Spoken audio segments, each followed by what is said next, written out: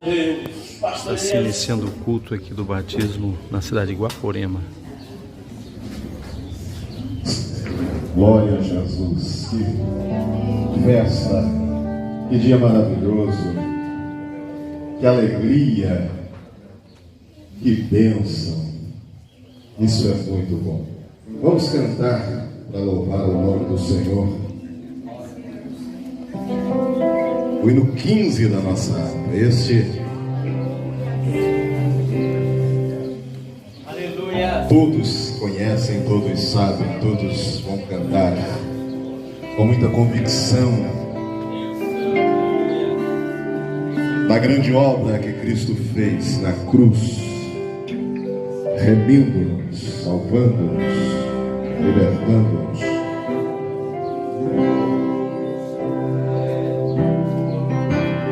Oh, conservo e perdi-o-arei onde meu Salvador, mas o céu e seu sangue em mim para salvar tão pobre pecador.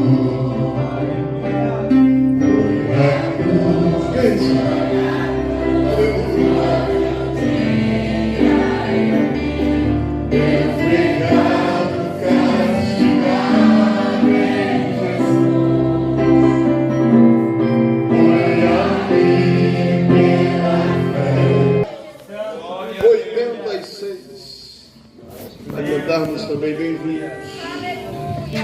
Glória a Jesus.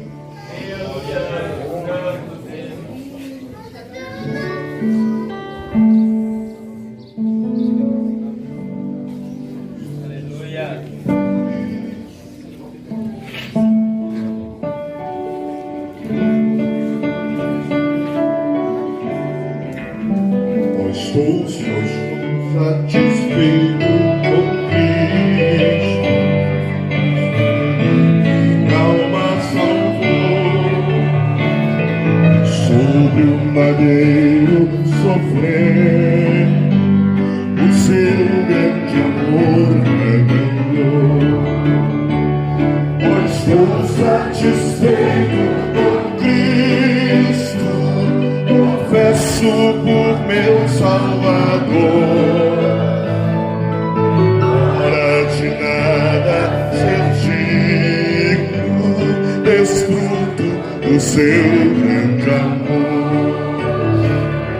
Estou satisfeito com Cristo, de Cristo tornei-me feliz, ouvindo seu santo Evangelho. A paz do Senhor Jesus. Amém. Estamos alegres porque Deus mais uma vez cumpre na igreja aquilo que Ele mais deseja. Já foi citado em livro, ide por todo o mundo. Diz lá também: quem crer e for batizado será salvo, mas quem não crer será condenado. Estamos alegres de estar aqui com o pastor Natalino, juntamente com a igreja de Guaporema, os demais obreiros, praticamente todos os obreiros do campo estão aqui, o nosso vice-presidente, pastor Claudemir, o segundo vice, pastor José, né? Nosso missionário lá de Bernadelli, nosso pastor lá de São Manuel do Paraná. Isso é muito bom, né? É sinal de união. O povo de Deus está unido para fazer o trabalho. Queremos parabenizar aqui o pastor Natalino, a igreja, os obreiros aqui de Guaporema, por esse trabalho maravilhoso. Isso é muito bom quando a igreja realiza isso. É sinal de crescimento. Aqui estão os candidatos, né? Lá de Rondon nós temos dois, a irmã Maria e o irmão João Paulo. Não é o Papa, mas é o João Paulo, né? Está ali. E os demais irmãos que vieram também de Bernadelli, né? Temos um irmão que veio de lá, uma irmã. Isso é muito bom. E a gente fica feliz por isso. E eu quero deixar aqui no texto, né, que já foi lido aqui, o crescimento da obra do Senhor Jesus.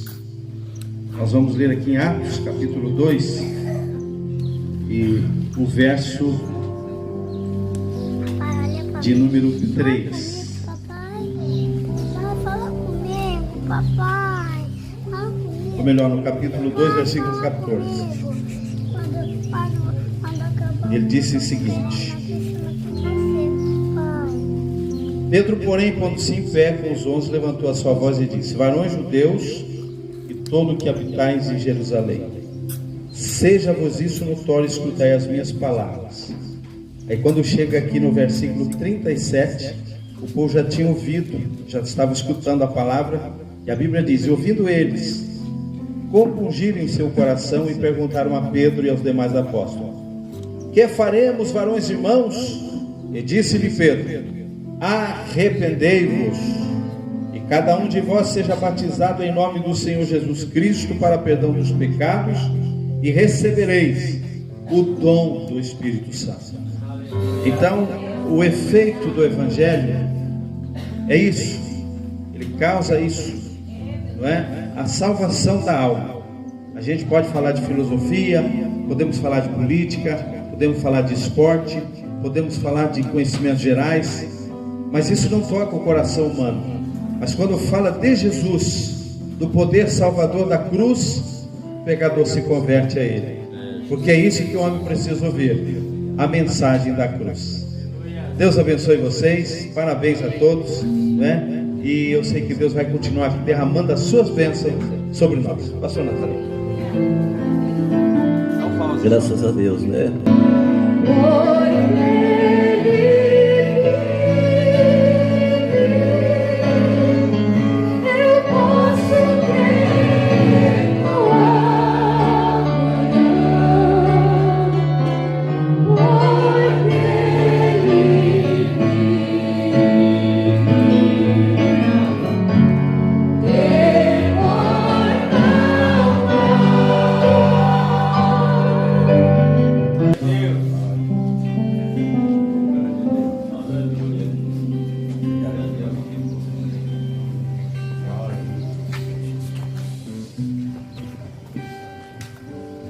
A paz do Senhor para todos os amados irmãos. Amém. É um privilégio podermos nessa tarde estarmos aqui com a Purema para, junto com os irmãos, adorar o Senhor Jesus, porque Ele é digno de toda honra e de toda glória.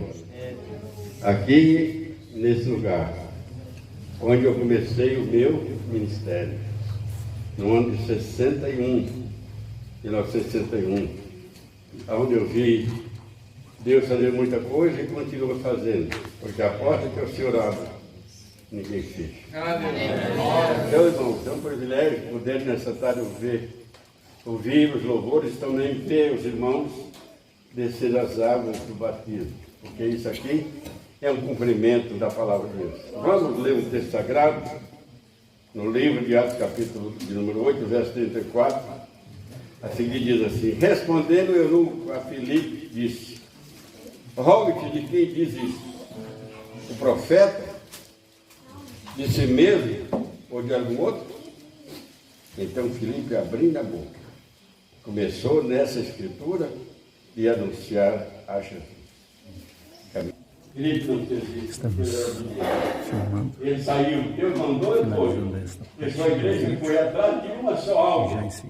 Já não disse que na palavra que havia 100 ovelhas. Mas 99 estavam ao preço, mas ontem. Motivo de muita alegria, podemos estar juntos, reunidos na presença do Senhor. Você que trouxe a sua Bíblia, abra comigo no livro de Romanos, capítulo de número 5.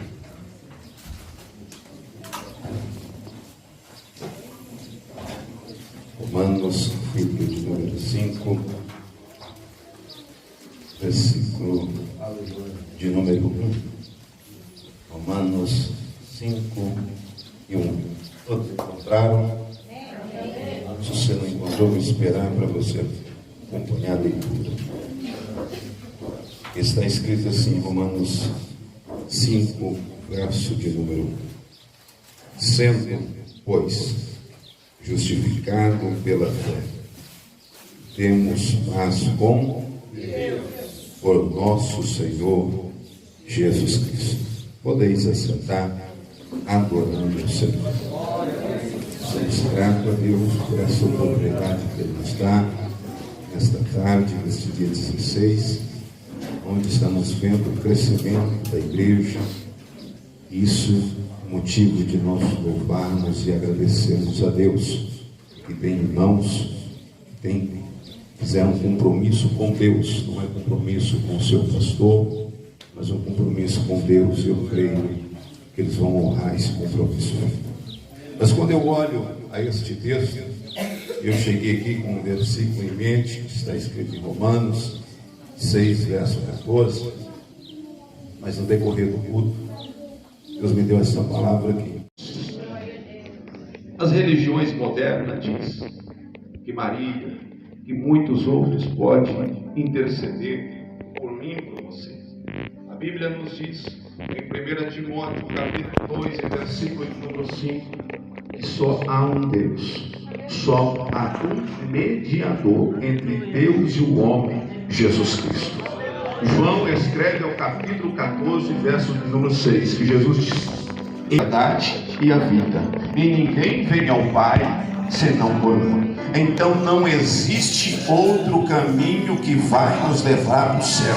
As religiões modernas tentam nos dizer que há outros caminhos, mas só existe um caminho, só existe um mediador, Jesus Cristo. É Ele que media por mim e por você. Ficamos na presença dele, porque o mundo oferece muitas coisas, mas Jesus oferece a vida eterna para mim e para você. Então, sem Cristo não há redenção. Paulo, quando escreve, abre a sua Bíblia aqui, eu quero citar esse versículo para você acompanhar. Quando Paulo está escrevendo a carta aos Efésios, no capítulo de número 1, versículo de número 17, Paulo está afirmando algo interessante, dizendo: em quem temos o quê? A redenção do quê? Do sangue. Quem achou, continua para mim. A remissão das ofensas, segundo as riquezas da sua graça. Então nós vemos aqui, na palavra do Senhor, que Paulo está dizendo: em quem temos a redenção pelo sangue, a remissão das ofensas, segundo as riquezas da sua graça. Portanto, uma fonte depende de outra fonte para o processo de justificação do pecador. Eu sempre digo que na nossa vida há 3 fases, pastor Elias: o processo, o propósito e a promessa. E muitos no processo já abandonam, não aguentam, porque o processo te faz chorar, e muito. Mas quando você está no processo, Deus te tira do processo e coloca no propósito. E depois de um tempo, Deus te tira do propósito e te coloca na promessa. É simples, mas temos que confiar. Lembra quando José foi vendido, jogado na cisterna, vendido como escravo? Isso é um processo que todos nós passamos pelas nossas vidas. Um processo que ele poderia ter negado a Deus, desistido de Deus. Eu sendo fiel ao Senhor, Deus, o Senhor deixa eu ser virar escravo. Era um processo, mas de repente Deus leva José a um propósito. Qual é o propósito? Interpretar um sonho de um copeiro, de um padeiro. E depois que ele interpretou esses sonhos, ainda passou 2 anos, mas ele estava no propósito. Mas de repente ele foi tirado do propósito e colocado na promessa. Eu não sei qual estágio da sua vida você está vivendo. Eu não sei se você está num processo. O processo só te faz chorar. Mas quando você entrar no propósito, você vai cantar. Mas quando Ele te levar para a promessa, você só vai glorificar Ele. Eu vou melhorar para você entender. Quando o meu Jesus estava na cruz do Calvário, quando o meu Jesus morreu, propósito. Mas quando o meu Jesus ressuscitou ao 3º dia, promessa. E a promessa que Ele nos fez é que Ele vai vir nos buscar. E eu creio que podia ser agora. Então Paulo está falando sobre a redenção da cruz. Quando nós olhamos Colossenses, capítulo de número 1, versículo de número 13, versículo de número 14, Paulo afirma que Deus nos tirou das potestades das trevas e nos transformou para o reino do Filho do seu amor, em quem temos a redenção pelo seu sangue, saber a remissão dos nossos pecados, para declarar ao pecador isento da culpa. A justiça de Deus exige que alguém assuma esta culpa, e Jesus Cristo assumiu essa culpa para mim, por você.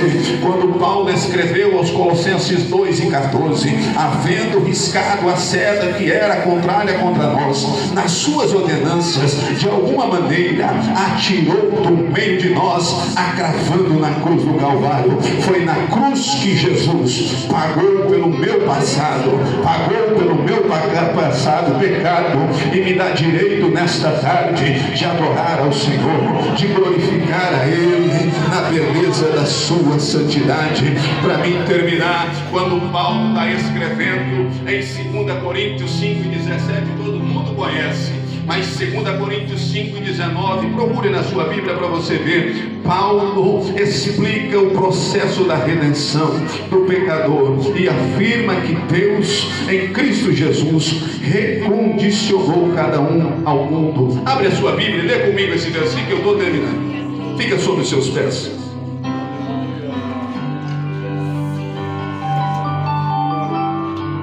Encontrou aí, pastor Vladimir? 5:19, lê para nós.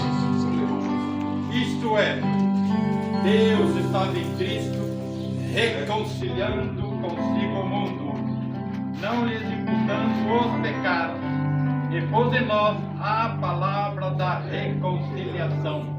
Verso 21, para terminar. Aquele que não conheceu pecado, o fez pecado por nós, para que nele fôssemos feitos justiça de Deus. Cristo já efetuou a nossa redenção e justificação na cruz do Calvário. Agora fomos declarados justos, pois assim como por uma só ofensa veio o juízo sobre todos os homens para a condenação, assim também por um só ato de justiça veio a graça sobre todos os nós, que foi para a justificação